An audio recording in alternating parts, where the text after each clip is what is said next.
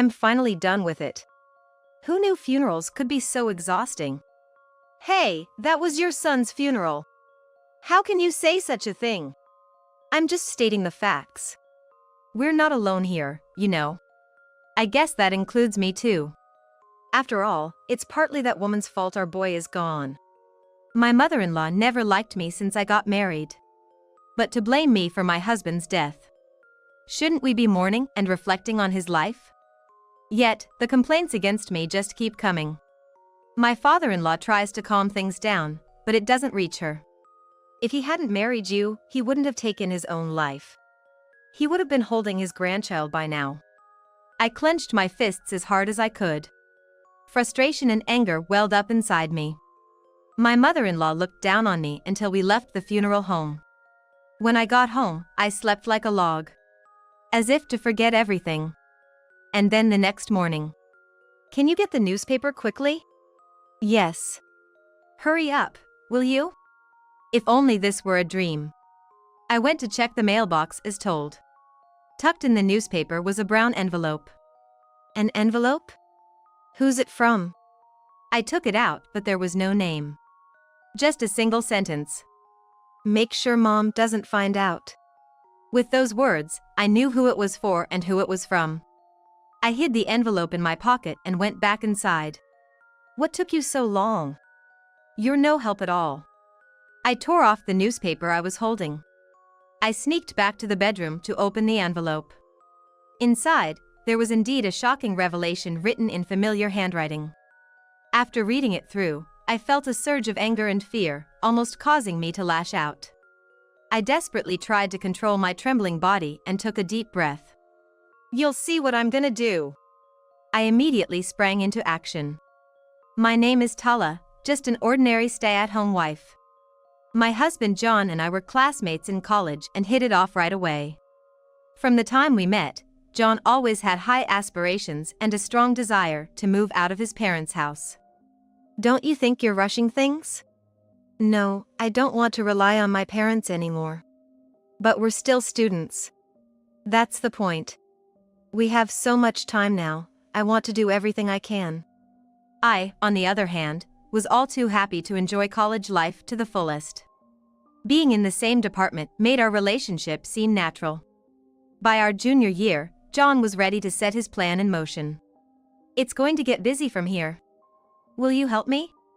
Of course. What do I need to do? Thanks. First, John's plan was to start a company while still in school. The reason he gave was the same as before, but there was another. It was already decided that he would join his father-in-law's company after graduation. He wanted to carve out his own future. A month later, we successfully launched the company. It's just the beginning, but we've finally taken the first step. Thank you. What are you talking about? It's too early for thanks.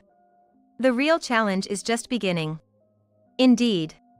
Counting on you moving forward. Leave it to me. It was a venture that John, I, and a few others put together. A company created to operate a media platform providing various information. From games and comics to useful life hacks, we expanded into various media, but the one John really focused on was a website providing information about adoption. By the way, I've always wanted to ask, why did you start an adoption site? A friend of mine from high school was adopted. The more I heard his stories, the more interested I got. It's always about the adopting side, but adopted kids have their own thoughts, right? Now that you mention it, that makes sense. So I wanted to help out. John would end up running that site almost by himself. Meanwhile, the company thrived, praised for its vast amount of information, accuracy, and above all, the humor John cherished, even getting a small mention in magazines. But one day, just before graduation. You seem a bit down today, don't you? Yeah. I told my parents about the company yesterday, and they blew up at me. Why? They probably wanted me to get a proper job. Particularly, Mom was really furious. Even after hearing this, John occasionally looked gloomy. Sometimes, he couldn't sleep until morning and even got prescribed sleeping pills. Seeing him like this, I decided to support him for life. The day before our graduation, John finally managed to persuade them, and I felt I saw his genuine smile for the first time in a while. Now I'm finally free. Now you can live for yourself. Speaking of which, do you want to move in together? Yeah. Of course. Our life together, both work and private, began to flourish.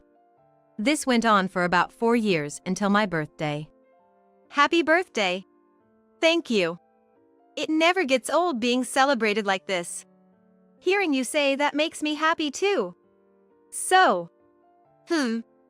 John got seriously, took out a small box from his pocket and placed it on the table. What's this? I want you to marry me. When John opened the box, a sparkling little ring was inside. Of course, my heart had been set on this for a long time. I'm the one who should be asking you, please always be by my side. He took my hand and slid the ring on.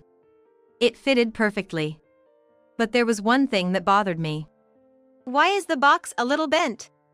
I was wondering when to give it to you. I've been holding it in my pocket the whole time, and it ended up like this. He must have been really nervous. Hearing this, I fell even more in love with him. The only issue was meeting the parents. Are you okay? I'm fine. No, actually, I'm nervous. I'm with you, so it's okay. Right. We first greeted my parents, and there were no issues at all, they accepted John. Today, we're meeting his parents. From the moment we left the house, John seemed somewhat uneasy. What are you doing back here? This is my family's home, so it should be fine. Well, okay. Come in quickly. Watching their exchange, I really wondered if everything would be okay. In the living room, his father and an unfamiliar girl were sitting on the sofa. Good to see you back, John. Please, have a seat. When his mother offered us tea, there was none for me. Which explained I wasn't very welcome. To get to the point, I'm here today because I plan to marry this lady, Tala. Is that so? You're at that age now. Marry? I don't approve. Why not? Marrying such a mysterious woman. Calm down a bit. But it's John's decision. It's not our place to criticize. Eventually, with my father-in-law's persuasion, we were allowed to marry. Then, the girl sitting next to my father-in-law spoke up. Congratulations on your marriage, brother. Thank you, Jolie. Let's get along with each other, Tala. Likewise, I want to know about you more, Jolie. We never doubted that we were embarking on a happy life together. However, that belief did not last long. On the way back from the greeting. You have a sister? Well, yes. But you two don't really look alike. I'm an only child, so I don't know much about that. You as well think we do not look alike? As well?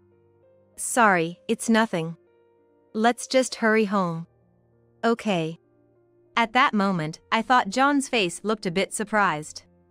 Later on, our marriage registration was accepted, and we officially became husband and wife. The excitement was unstoppable, but our life as a newlywed couple would come to an abrupt end after just 1 week. Hey! Why are you here? I have something important to discuss today. Let me in. Wait a minute, please. Without waiting for an answer, my mother-in-law barged in and flung open the living room door. Why are you here? Isn't that a bit rude to say? So, what's the matter? Actually, after you guys visited, your father started feeling unwell. Father did? Yes, that's right. According to my mother-in-law, it seems my father-in-law had been prone to health issues for a while. From the look on John's face, it appeared he was unaware of this. Then, my mother-in-law dropped a bombshell. It turns out he's been diagnosed with cancer. What? He wants to recuperate at home, but there's only me and Jolie here, right? So you're saying we should move in? Yes, exactly. I felt a chill down my spine seeing my mother-in-law's smirk. It was clear John was really struggling with the decision. I knew from our college days that he had a strong desire to leave his family home. But, given his father's condition, his hesitation was understandable. As John was struggling to respond. "What do you think?" "Me?" I hadn't expected to be put on the spot like that. Obviously, I wasn't prepared. "Well, I think. You're not planning to abandon him, are you?" "That's not what I'm thinking at all." "Then what?" "Normally, you'd answer immediately, wouldn't you?" As I was being cornered by my mother-in-law, John stepped in to defend me. "Please stop blaming Tala. We'll move in." "That's a relief. I'll let your father know." "All right then, goodbye." My mother-in-law left with a satisfied look. After confirming she was gone, John held his head in his hands. "I'm sorry. I've caused trouble for Tala because of me." "Don't apologize. It's not your fault." "Just when things were starting to look up. Why does something always have to get in my way?" "What do you mean?" "Every time I'm about to start something new, something happens." "I'm here with you, right?" "Yeah, that's true." We quickly terminated the lease on our apartment to prepare for moving in with John's parents. From the way my mother-in-law treated me, I could tell the future wasn't going to be bright. Soon enough, our life living with the in-laws began. "I'm glad you could make it. Please, let's get along. But first, there's something I need you to do, Tala." "What would that be?" "My back has been hurting recently. For starters, I'd like you to clean the house." We hadn't even unpacked yet. "Come on, don't dilly-dally, get started." From then on, I just did as I was told. John helped me, but my mother-in-law didn't seem to care at all. A week into our new living arrangement, I noticed something. This family revolved around the sister-in-law, Jolie. Even though John was part of the family, there were times he felt like an outsider. However, it seemed both the father-in-law and Jolie were somewhat weary of my mother-in-law's antics. "Have you started to understand how this family works?" "Yeah, I'm getting the hang of it. That's why I didn't want to come back here." "By the way, what does Jolie think?" "I don't know. We've lived as siblings, but honestly, I can't tell what she's thinking." "Is that so?" "Indeed, my sister-in-law, Jolie, is personable and has been nice to me. Just like John said, there's something oddly mysterious about her, as if she's harboring some darkness inside." Amidst all this, I've also been tasked with taking care of my father-in-law. And what is my mother-in-law doing? Absolutely nothing.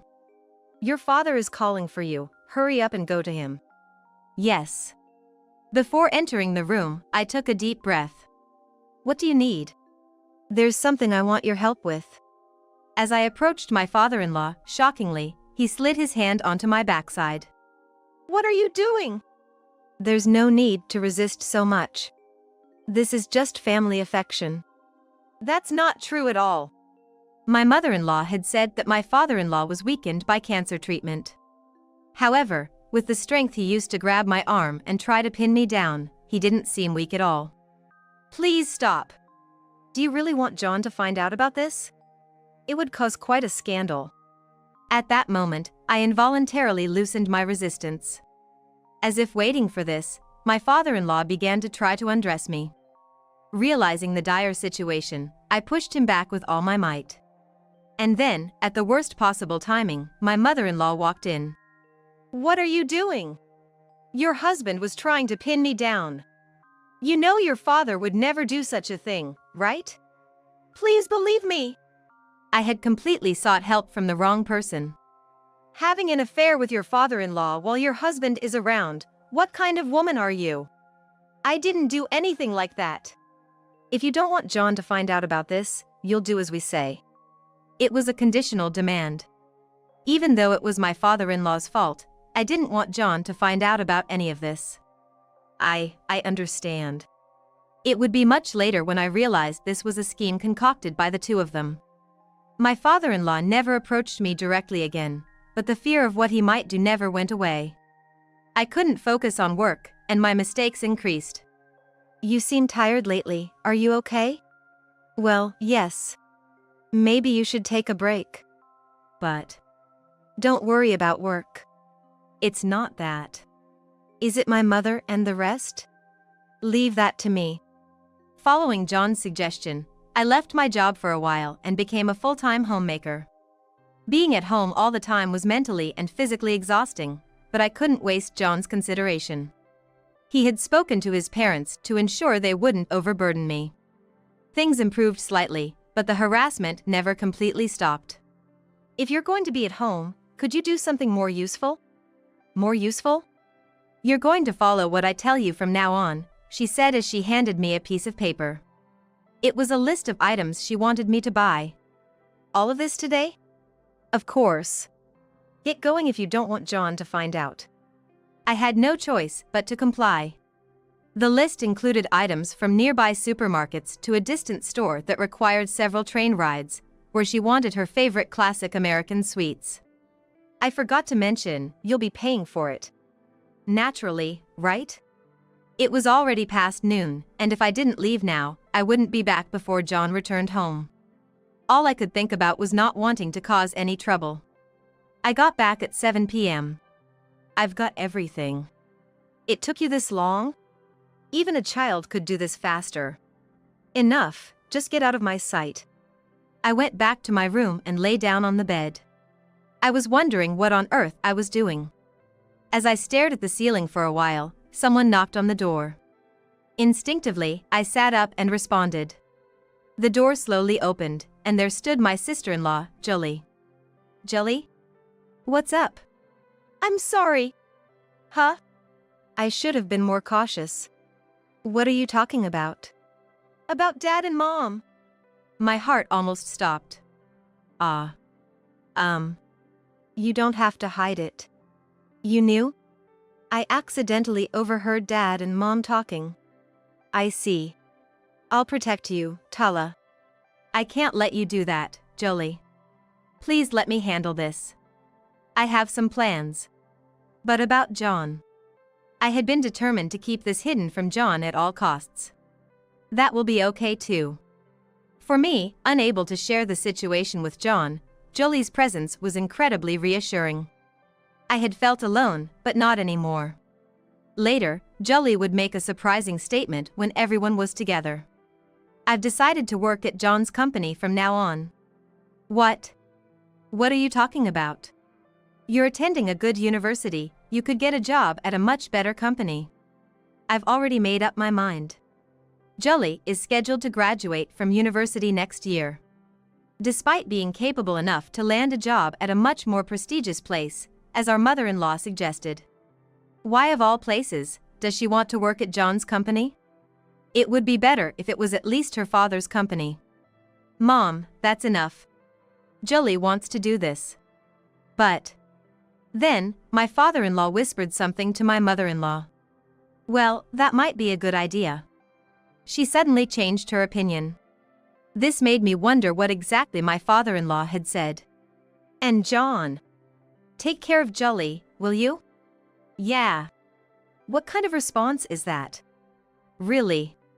Once she graduated from college, Jolie officially joined John's company. Being smart and talented, she quickly started to take on various tasks. Around this time, my father-in-law began to treat me unusually kindly. Given the past incident, this newfound kindness only reignited my fears. But then something astonishing happened. Tala, I truly owe you an apology. An apology now doesn't. I understand. That's why I'll talk to Mom too. I'm genuinely sorry. I was bewildered by what was happening before me. Moreover, my father-in-law even prostrated himself. I'm sorry again. Please, raise your head. But I still can't trust you. Allow me to observe the situation for a while. Understood. That's fine. True to his word, my mother-in-law's harassment stopped abruptly. However, this peace felt like the calm before a storm. While life became more peaceful without the bullying, John's behavior started to become concerning. Aren't you working too much lately? It's a crucial time right now. That may be true, but this is not good. I have to do this now. So why? But John didn't stop. Jolie and I discussed this bizarre situation.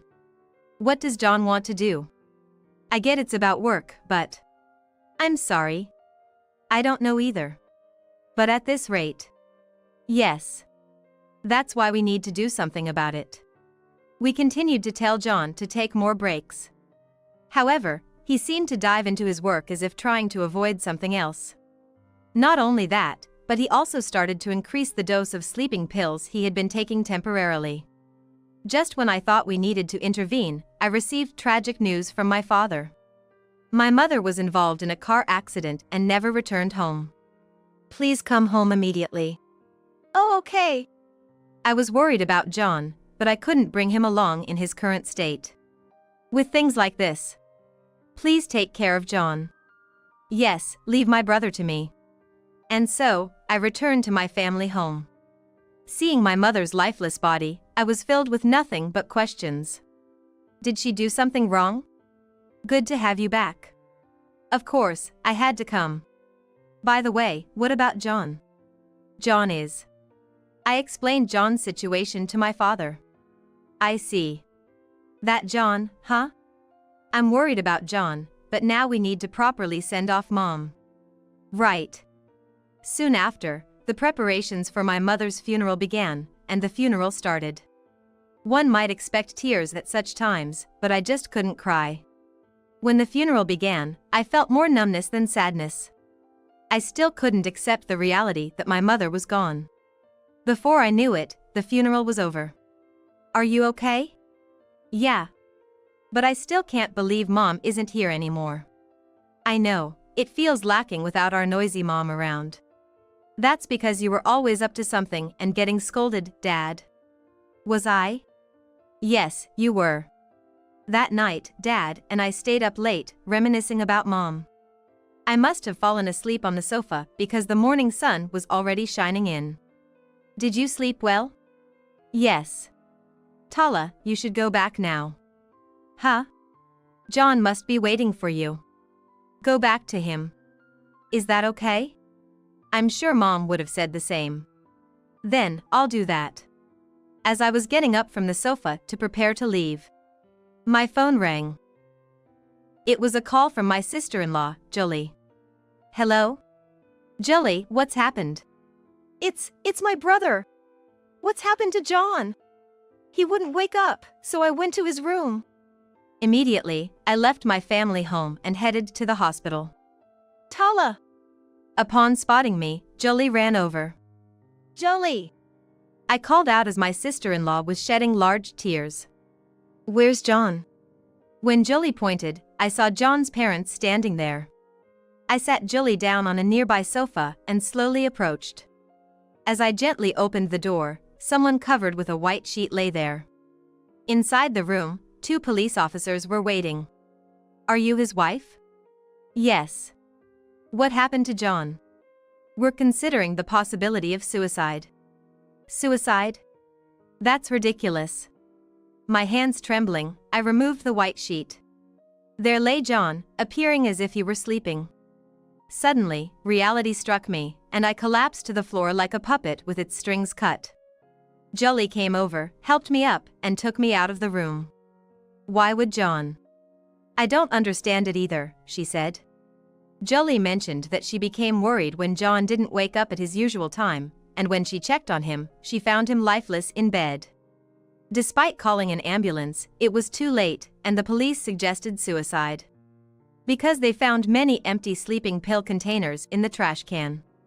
John's family had been questioned by the police, but none had seen him since he entered his room. This can't be happening. He was struggling, but he wouldn't leave us like this. I agree. I can't believe he would do this. The autopsy later confirmed suicide by an overdose of sleeping pills. The pills were prescribed to him, and he had been visiting the hospital. Now, after losing my mother, I had to attend my husband's funeral. Same case as my mother's, I couldn't shed a tear. But this time for a different reason. I desperately wanted to know why this had happened. After the funeral, I was resting in the break room when it's finally over. Who knew funerals could be so exhausting? It's your son's funeral. How can you say such a thing? I'm just stating the facts. We're not alone here, you know. I guess that includes me too. First and foremost, his death is partly this woman's fault. Why am I to blame? I thought she had become more subdued recently, but fundamentally, nothing has changed. Shouldn't we be mourning John's death and reflecting on his life? Yet, the complaints against me never stop. My father-in-law tries to calm things down, but it doesn't reach her. If you hadn't married him, he wouldn't have taken his own life. He would have been holding his grandchild by now. Jolie, just back from the restroom, joins in. That's ridiculous. Do you have complaints against me too, Jolie? Complaints? Of course I do. Do you have any idea how much you two have neglected my brother? How can you say that, Jolie? It's not Tala's fault. It's your fault that my brother is dead, she said before storming out. What are you doing? Go after Jolie now. Useless even at a time like this. I clenched my fists as hard as I could. Frustration and anger welled up inside me. Throughout the funeral, my mother-in-law maintained her disdainful attitude towards me. Ignoring her, I followed Jolie and found her sitting on a bench in a nearby park. I found you, Jolie. Let's go home and try to figure out what happened to John. Yes. Once home, I fell asleep immediately.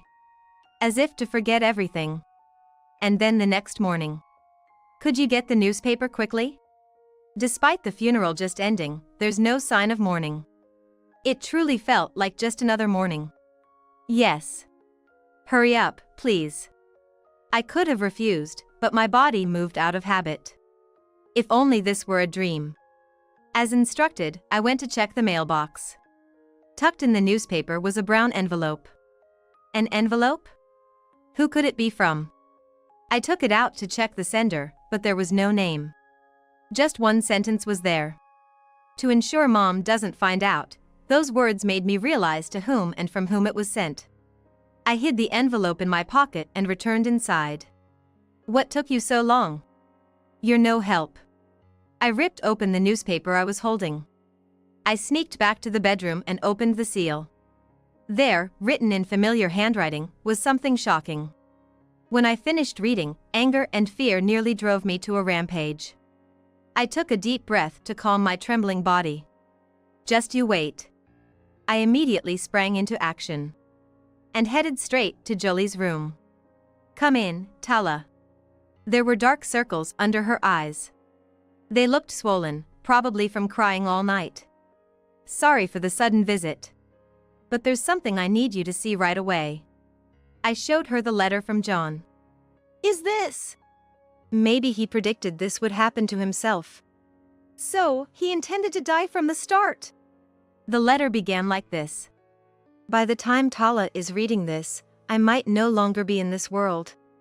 I wanted to be with you forever, but I couldn't bear it any longer. The letter went on to reveal even more shocking details. It appears that the company run by my father-in-law was having serious financial difficulties and was on the brink of collapse. Furthermore, he had been planning to transfer the company to my sister-in-law, Jolie. Essentially, he was using his beloved daughter to secure funds. If this is true, did I interfere unnecessarily? Not at all. After all, both of you were initially reluctant. Oh, that's why he suddenly changed his opinion. What? Maybe he thought if Jolie joined John's company, transferring it to her would be manageable since she's his sister. Perhaps that's what my father-in-law was whispering to my mother-in-law, suggesting such a plan. Honestly, I said those things because I wanted to trouble them. I had a hunch that Dad's company wasn't doing well. Jolie isn't to blame. In the end, it was all for me, right? But. And the letter ended with this, I've never been able to say this, but I'm adopted. However, ever since Jolie was born, my position worsened. I'm sorry for keeping silent. Also, there's something I want you to tell Jolie. You're a sister I'm proud of. Although I resented your birth when we were kids, you've always been an irreplaceable, beloved sister to me. How much did you know about the adoption? I didn't know anything. My parents never told me. I was reminded of our college days.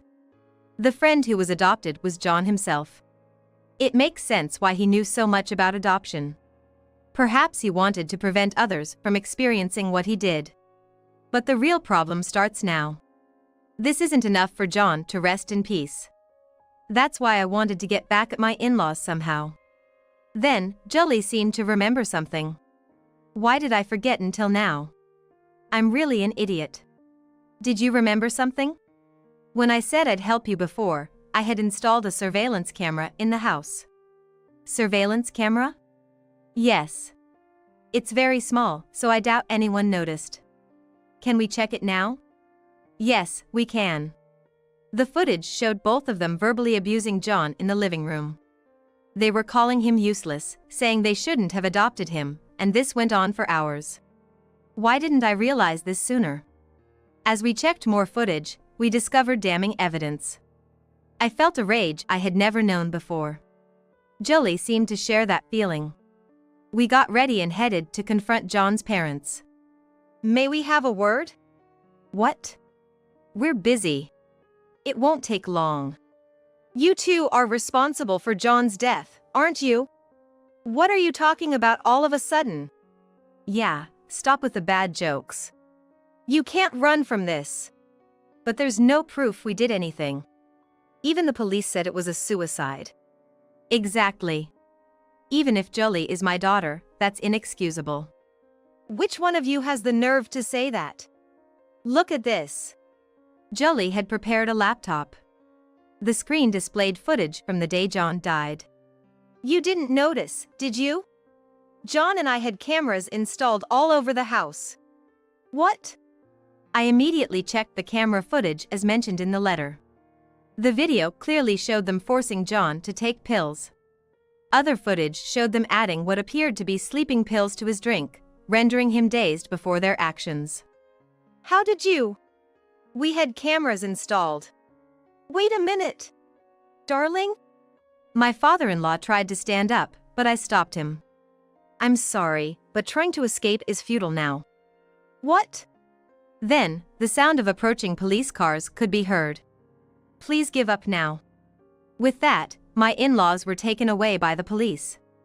Of course, this wasn't the end of everything. But I felt a slight relief in my heart.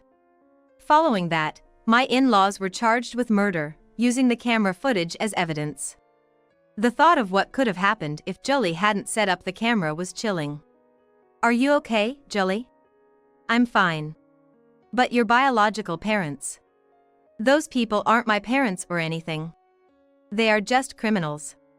As a result, the company my father-in-law managed went bankrupt. Well, it was already on the brink of collapse, so it was just a matter of time. Then the two received a guilty verdict, now confined behind bars. I decided to visit them, wondering how they were holding up. Furthermore, it turned out that my father-in-law's cancer was a lie. It was just an excuse to live with us. He couldn't meet me because he was unwell, but I could meet my mother-in-law. You seem quite well. What are you doing here? Just came to check on you. How's life behind bars? Huh? Ideally, you'd just pass away and make things easier. You really are despicable. I'll take that as a compliment. Do your best to keep living. Goodbye. And so, I returned to the in-laws' house. Julie and I started preparing to move out. But to think John was adopted. Regardless, he was an important brother to me. Right. That doesn't change anything. We moved to a new place and began living together. Later, I took over as the president of the company John left behind. From now on, Julie and I will carry on John's unfulfilled wishes, living with them in our hearts. I hope to meet him with a smile someday.